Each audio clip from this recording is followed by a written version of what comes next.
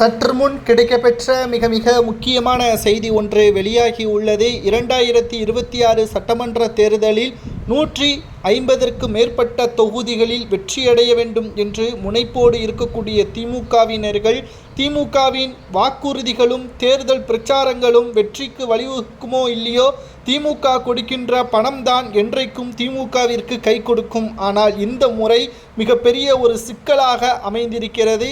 ஏனென்றால் திமுகவின் பொறுப்பாளர்களை குறிவைத்துவிட்டது அமலாக்கத்துறை அதிகாரிகள்.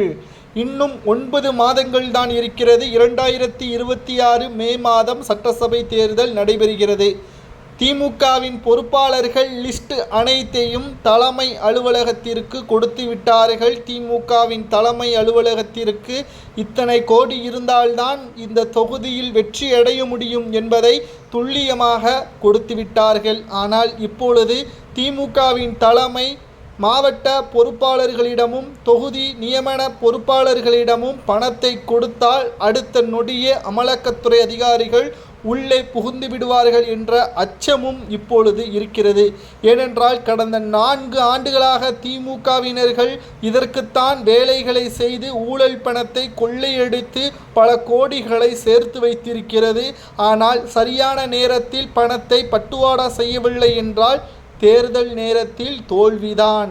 மேலும் பாஜகவும் அதிமுகவும் கூட்டணி வைத்துவிட்டது. அமலாக்கத்துறை அதிகாரிகளது பார்வை ஒரே பக்கம்தான் இருக்கும், அதுவும் திமுக மட்டும்தான். 150 தொகுதிகளில் தனித்து வெற்றியடைய வேண்டும் என்ற இலக்கை வைத்திருக்கிறது.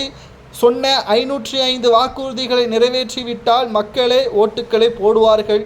ஆனால் திமுகவின் ஆட்சியில் நடந்தது பித்தலாட்டமும் மக்களை ஏமாற்றியதையும் ஒட்டுமொத்தமாக நாம் வீடியோ மூலமாகவே பார்த்திருந்தோம்.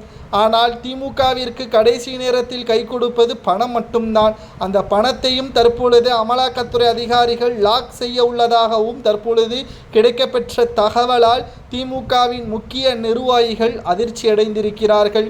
இன்னும் 9 மாதத்தில் ஏறக்குறைய பணப்பட்டுவாடா செய்தால் மட்டும்தான் வெற்றி என்பதை உறுதி செய்ய முடியும். பிரச்சாரத்திற்கு சென்றால் கூட்டமும் கூடும், இல்லை என்றால் நிச்சயமாக புறக்கணிப்பார்கள். டெல்லியில் நடந்த சம்பவம் உங்களுக்கே தெரிந்திருக்கும்.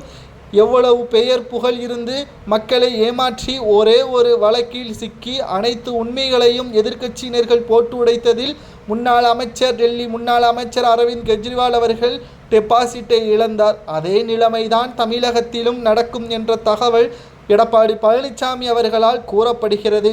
உங்களது கருத்துக்களை கூறுங்கள். தேர்தல் நேரத்தில் பணப்பட்டுவாடா செய்யக்கூடிய வேட்பாளர்களை தகுதியிலிருந்து நீக்கலாமா? என்ன தண்டனை கொடுக்கலாம்?